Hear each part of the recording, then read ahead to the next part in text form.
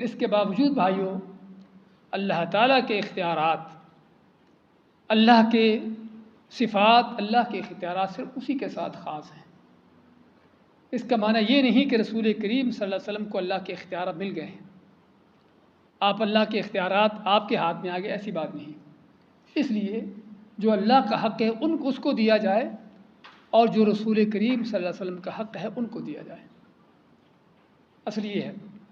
تو خیر بات کر رہے تھے کہ آپ کو جنت میں سب سے اونچا مقام، سب سے اعلیٰ مقام آپ ہی کو ملے گا، اور وہ ہے وسیلہ۔ تو یہ ہے وہ الکوثر، جس کے بارے میں اللہ فرماتا ہے انا اعطیناک الکوثر، کہ بے شک ہم نے آپ کو عطا کر دیا کوثر، خیر کثیر، بہت بڑی خیر و بلائی، دنیا کی، آخرت کی، دین کی، دنیا کی ہر لحاظ سے۔ اب اتنی بڑی خیر مل گئی۔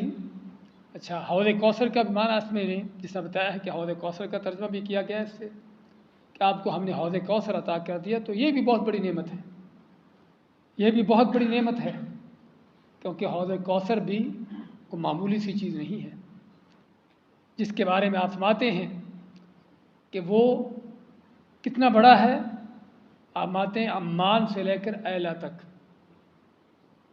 عمان کہاں پر ہے؟ یہ دبئی کے آگے۔ ایلا کیا ہے؟ یہ اسرائیل کی بندرگاہ ہے۔ تقریباً 3000 کلومیٹر کا فاصلہ ہے۔ اتنا لمبا وہ، اتنا بڑا وہ حوض ہے، اتنا بڑا وہ حوض، کہ جس سے رسول کریم صلی اللہ علیہ وسلم اپنی امت کے لوگوں کو پانی پلائیں گے۔ بعض لوگ کہتے ہیں کہ آپ کے دستے مبارک سے پانی پینا ہے، یہ چیز غلط ہے۔ آپ پانی پلائیں گے امت کو، لیکن ضروری نہیں کہ آپ اپنے ہاتھ سے پلائیں، سمجھے نا؟ قرآن و حدیث میں کوئی ایسی دلیل نہیں آتی کہ رسول کریم صلی اللہ علیہ وسلم اپنے ہاتھ سے، اپنے دستے مبارک سے پانی پلائیں گے۔ یہ لوگوں کے ہاں بات چلتی ہے، لیکن کوئی ایسی حدیث نہیں ہے۔ تو آپ پلائیں گے اپنی امت کو پانی، آپ کی نگرانی میں ہوگا، جیسے بھی ہوگا۔ تو اتنا بڑا حوض ہے، اس کے پانی کے بارے میں بھی آپ نے صفات بیان کی ہیں کہ جس کا پانی دودھ سے زیادہ سفید، برف سے زیادہ ٹھنڈا، اور شہد سے زیادہ میٹھا ہے۔ جو ایک بار پی لے گا اس کو کبھی پیاس نہیں لگے گی۔ اور محشر کے میدان کہ جہاں پر کوئی پانی نہیں، سورج بالکل آپ کے سر کے قریب ہوگا، اور لوگ پسینے میں ڈوب رہے ہوں گے، اور بھوک پیاس کی شدت ہوگی، اس وقت آپ ذرا تصور کریے کہ اس حوض کی کیا قیمت ہے، اس سے پانی پی لینے کی کیا قدر و قیمت ہے، کیا اس کی کس اہمیت ہے۔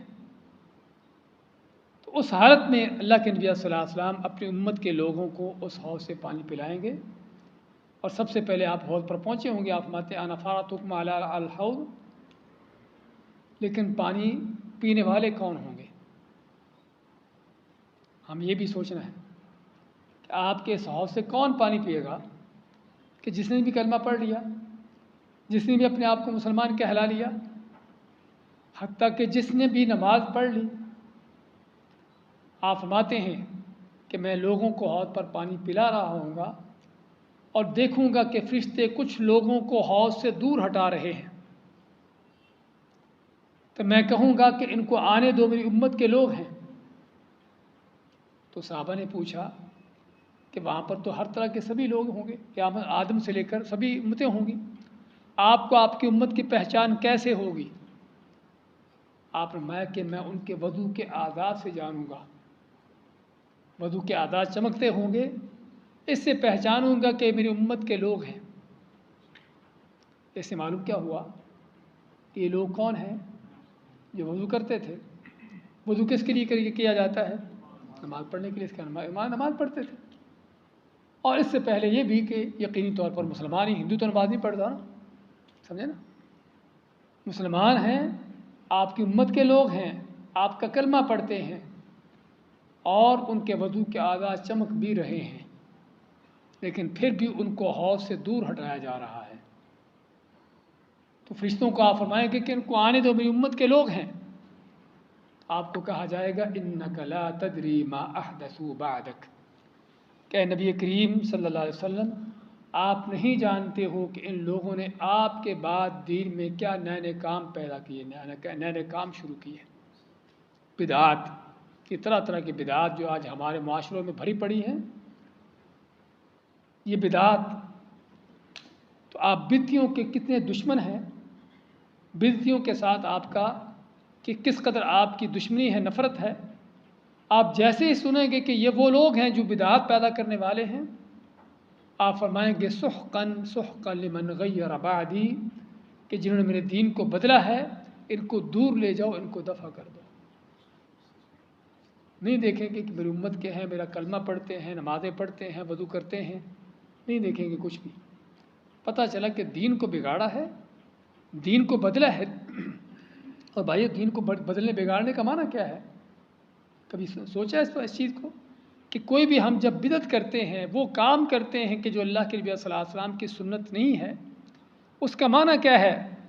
اس کا صاف یہ معنی ہے کہ آپ کو اللہ کے نبی کا طریقہ پسند نہیں ہے۔ ہاں پسند ہوتا تو کیا آپ کی سنت چھوڑ کر کوئی نیا کام کرتے؟